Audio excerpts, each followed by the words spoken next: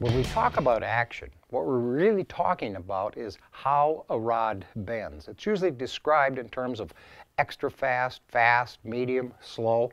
Well, what do they really mean? Here's how I look at it. A fishing rod has got a point that begins to bend out on the tip, and then there'll be a point somewhere further back where we have what I call holdout.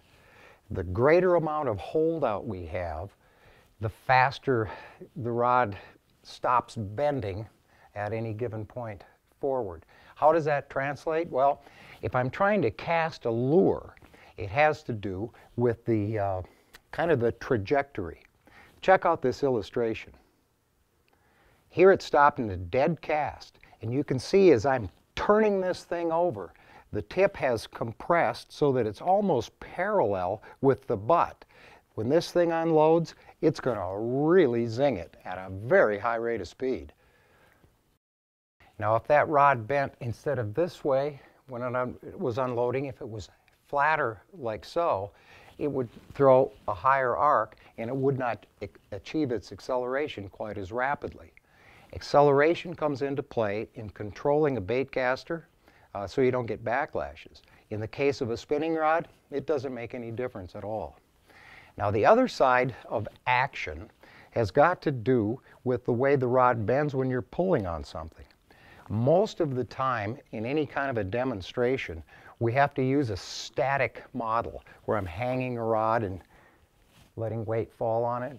In a fishing situation, well, it's far from static. But let me explain something here about action. This rod has got a fairly long holdout and a relatively fast tip. Now, if I try to pull this cooler back toward me and I do it in this manner, I'm compressing bend upstairs. If I point straight at it like so and I pull straight back, no problem moving the cooler. I put 20 pounds here, I get 20 pounds there. My leverage is at its greatest disadvantage when I'm at a 90 degree. I have no leverage against me at all when I'm pointing at it. Now, as I begin to lift this thing and I want to try to pull it, if I pull this way, I don't get much. But if I load it and then begin just leaning back, I can move this thing very easily. But as I get above 90 degrees, what happens is I pull and I pull and I pull and I pull and I begin to compress the tip, compress the bend up into the tip.